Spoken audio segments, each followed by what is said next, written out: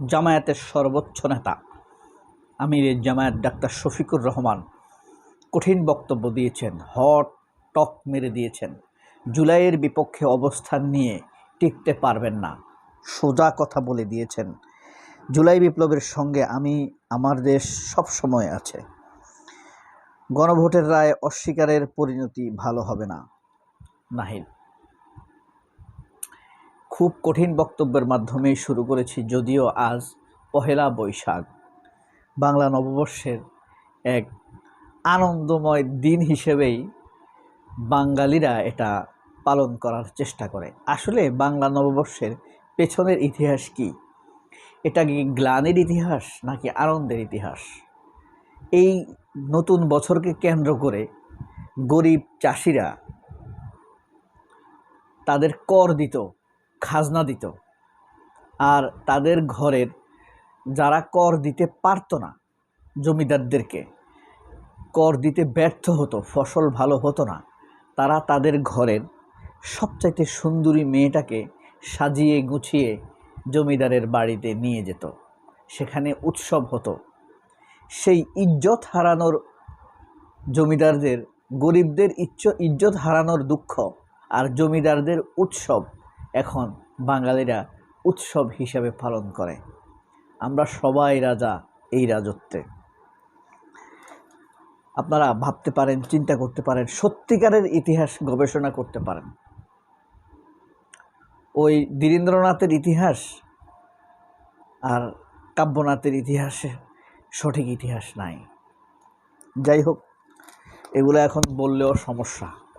কিন্তু এই বৈশাখে উৎসব পালন করার মতো পরিস্থিতিতে কি বাংলাদেশ আছে? একটু খেয়াল করেন তো, যে 40,000 শেখ হাসিনার গুলিতে আহত হয়েছে, এখনও অনেকে কাতরাচ্ছে, তাদের পরিবারের কী অবস্থা? যে 2 থেকে 3,000 ছাত্র তরুণ জনতা নিহত হয়েছে, তাদের কী অবস্থা? তাদের পরিবারগুলোর কী অবস্থা? যাই হোক, প্রিয় বন্ধুরা, আমার যারা অল্প সংখ্যক কিছু পাঠক আছেন, শান্ত সুশান্ত, তাদের জন্য আজকের দৈনিক আমার দেশের সবচাইতে হট টকটি হলো এটা। আজকে প্রধান শিরোনাম দিয়ে আমি পত্রিকা দেখাই নাই, জুলাইয়ের বিপক্ষে অবস্থান নিয়ে সরকার পার পাবে না। আর লিড নিউজ হলো, মানে হেড নিউজ হলো, ওই নতুনের কেতনুরে। সৈয়দ আবদাল আহমেদ লিখেছেন এই কলামটি। আজ পহেলা বৈশাখ, উৎসবের দিন। দক্ষিণ এশিয়ার কোনো দেশ দিয়েই দ্বিপক্ষীয় সফর শুরু করবেন প্রধানমন্ত্রী। আমেরিকা মানে তারেক রহমান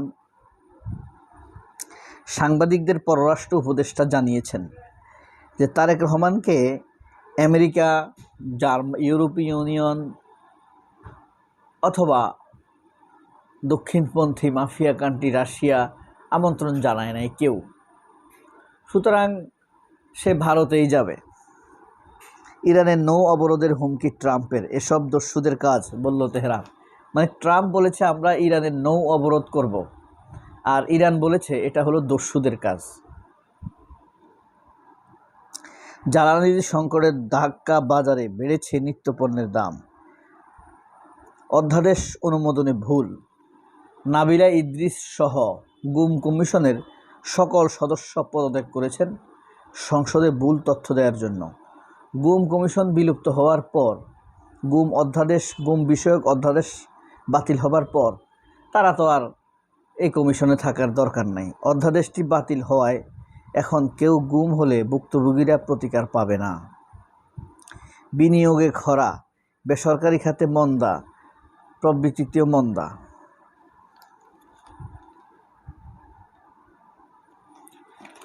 প্রথম পৃষ্ঠা গেল। জুলাইয়ের বিপক্ষে 25 বছরে শেষ হয়নি বিচার, রমনা বটমূলে বোমা হামলা। 2 হামলার একটিতে রায় হলেও আরেকটি আটকে আছে, আত্মপক্ষ সমর্থ নেই। এটা হলো একটা ষড়যন্ত্র। উদিসি এবং ছায়ানট নিজেরাই বোমা হামলা করেছে।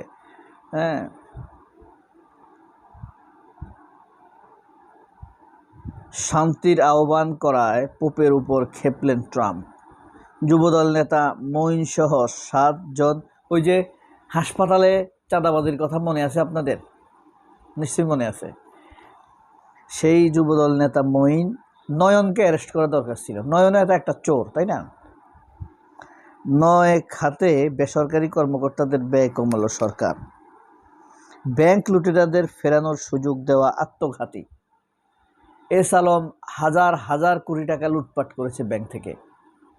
আবারও এস আলমকে সেই ব্যাংকগুলো ফেরত দিচ্ছে সালাউদ্দিন আহমেদেরা, আমির খসরু মাহমুদেরা, তারেক রহমানেরা। তোমাদের উপরে আল্লাহর নালত বর্ষিত হোক, আল্লাহর গজব পড়ুক, মানুষকে বিরক্ত করো বারবার। বিদ্যুতের দাম সমন্বয় মন্ত্রিসভা কমিটি। জ্বালানি সংকটে ভিড় বেড়েছে মেট্রো রেলে।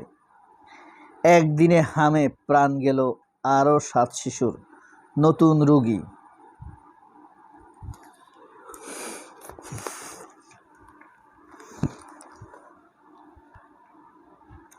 বিদেশি বিনিয়োগ কমেছে 26%।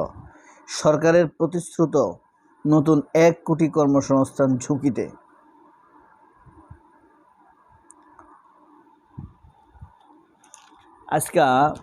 আজকে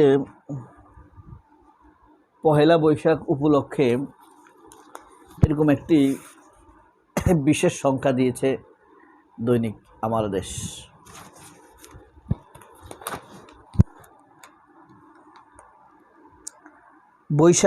বৈশাখের বিবরণ। আল মাহমুদ।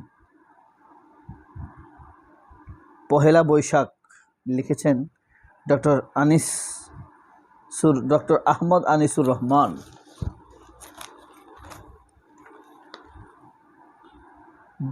জাহেদ মালিক।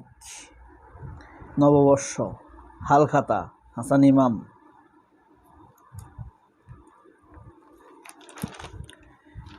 ফেলে আসা নববর্ষ। গাঙ্গাড়ি থাইকা বাঙ্গালা। নামকরণের সংস্কৃতির রাজনীতি।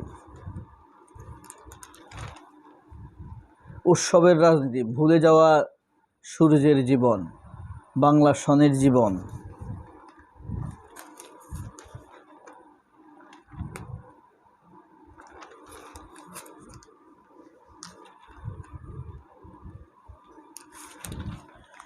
বাংলার মুর্শিদি গান। ওয়াকিল আহমেদ। ঢাকা বিশ্ববিদ্যালয়ের সাবেক ভিসি ছিলেন ওয়াকিল আহমেদ, প্রভিসি। ফরিদা আক্তার। বৈশাখে ইলিশকাণ্ড। এই ছিল নববর্ষ উপলক্ষে আজকের প্রথম দিনের দৈনিক আমার দেশ পত্রিকা।